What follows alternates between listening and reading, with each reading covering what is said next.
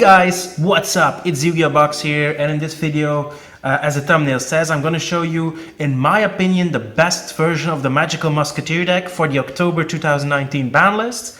Yeah, without further ado, I guess we just go in through the list. So, obviously we're playing the triple Casper. She is like, well, he is like the Stratos for the deck. He gets you everything that you need, spells, trap, or monsters, which is really strong. Then we're playing triple Starfire. Starfire gets you into your Utopia double play and also gets you more monsters on the field. She's really good. So yeah, they also have a big defense booty. So Casper has 2000, Starfire has 17, which is really nice. So yeah.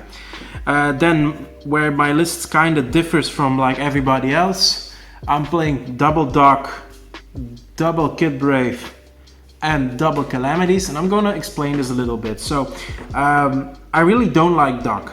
His effect is only really good, well, not on turn 1 and more like later in the game, because he can recycle your spells and traps.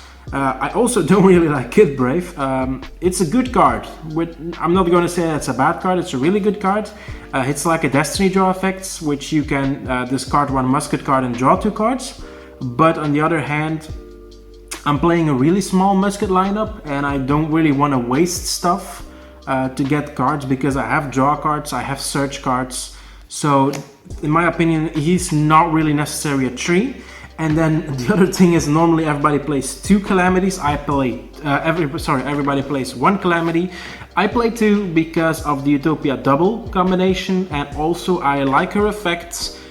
Same as with Doc, late game, but this guy, she special summons another monster from your graveyard, which is really strong, because let's say you normal summon her, you go into max, you do whatever the effect of max you want to do, you get her back, and you can special summon another one, but this one is like a monster reborn, so that's really strong. That's it for the monster lineup. So for the spell lineup, we're going triple cross domination. This is by far the best musket card in my opinion, because it's an effect failure, but as well it also brings down the opponent's monster's attack and defense to 0. And what's really strong is that's a quick play card, so you can do it in damage calculation. So yeah, that's really good. Then we're playing triple instant fusion. You can get out Mud Dragon, which is a level 4, which is really strong. And also if your opponent has like a monster that cannot be destroyed by card effects, or you just cannot run over, you can just go into Thousand Eyes Restricts and get everything there and link that restrict away for Linkaribo, and the monster is gone, which is really good. Then for the board breakers, we're playing triple Mind Control. Mind Control is really strong. Take over an opponent's monster, link it away, or you can use it to go into your Utopia double play if it's a level 4. It's just really strong. Then we're also playing triple Super Polymerization. Same as with Mind Control, it clears the board and it helps you get over problems and stuff, and gives you a strong monster on the field. Then for the draw cards, we are playing double Pot of Desires and 1 Upstart Goblin. I don't really like playing 3 Desires. I see it too much. And the main issue is I really hate it when you go Desires into Desires. So that's why I'm playing 2 Desires and 1 Upstart Goblin. And I really like it like this. So yeah. Then I'm playing the 1 Terraforming and triple Mystic Mine.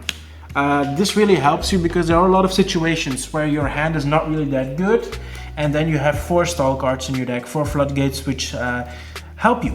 So that's really strong. Also, you really need to look out how you play this, because Mystic Mine sometimes can ruin your day as well. Most of the time it's going to be a butt hurt for your opponent, but sometimes it's for you. So you really need to look out what you do. Of course, we're playing the double or nothing. It's a win condition in this deck, so yeah. For the trap lineup, we're playing the triple Desperado. This is the second best musket card in my opinion. And it also saves you, like if you have Mystic Mine on the field and you cannot attack while you have an OTK or you have a win chance, you can just Desperado it away, which is really good.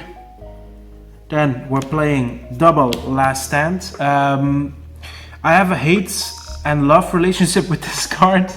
because against some matchups I really like to see more last stands, and against like Thunder Dragon and stuff, this card is dead as hell. So it negates a spell or trap, and it's a counter trap. It's really strong, but you don't want to play it at 3. It's not good enough. You can side the third one if you want. I don't. I have been thinking about a lot of siding it, but I didn't. Then the last 3 cards we're playing in the main deck is Triple Evenly Matched.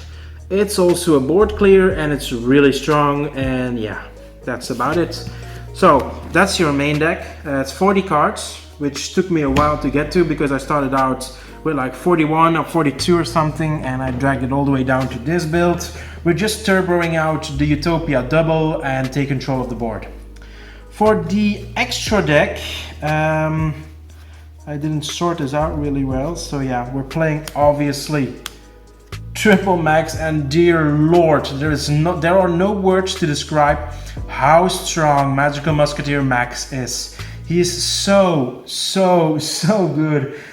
So it's really insane. Then we're playing one Ningirsu, because like I'm gonna give you guys a little insights into the testing that I did with this deck. I tried it a lot online, and there are always these decks, and they're still running around, like even in the real meta. So there are always these decks that you cannot run over because they have monsters that have a lot higher attack, like, and they cannot be targeted or destroyed by card effects. So that's where he comes into play, because he's really strong, like not in attack points, but with the effect, because he can send 1 card on each player's side of the field to the graveyard to just target himself. Well, it doesn't target, that's really important. This card does not target at all. So you just pick himself and you take the monster that is a problem for you. Like, I'm gonna give you guys an example, because there was this new card for the OCG, which Dragon of Red Eyes or something, which is a fusion monster, and it has 3000 attack, which is already a problem for you. But if it negates an effect, it gains 1000 attack, and that's the main problem, because most of the time you will not be able to, or your board sort will not be good enough for him to remove. So you can just use his effect to bait the first negate, and then you just go into Ningirsu and you take the game. So that's really good. That's why I play it. Then we're also playing one Nightmare Phoenix. I was actually playing like the complete Nightmare package, but then I had like these issues with like the Dragon of Red Eyes, and then I started playing Ningirsu and stuff, so I'm just playing the one Phoenix, which is strong enough in my opinion. Next we're playing one Borlo Dragon, and obviously the brother, which is the Boros Sword. These both are really strong, and it's easy to turbo into 4 monsters on the field, especially with Max, because like if I'm gonna show you something in my side deck, which you will be like, oh shit, yeah, that's true. So yeah, these 2 guys. Then I'm playing the one Linkaribo, obviously, because we're playing the 1000 Eyes.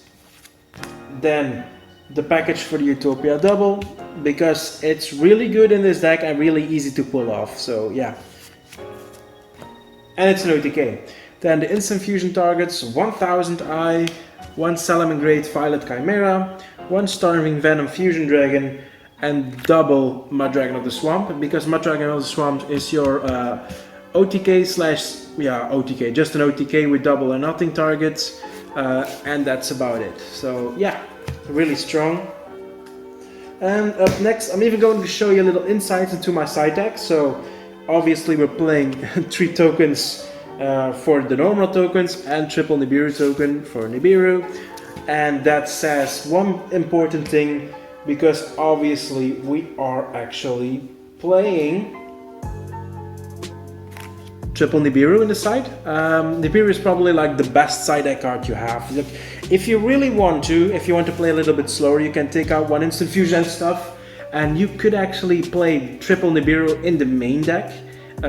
That's how I started out with playing 42 cards, because I played 2 instant fusion and triple Nibiru in the main. But I took them out because there are a lot of decks, like the format is getting a bit slower in my opinion, what I have seen so far, and that's why I'm not maining Nibiru anymore. But against a Salamangreat matchup, against a Thunder Dragon matchup, against some Pendulum matchups, this is a really strong card, and it will help you facilitate to your victory.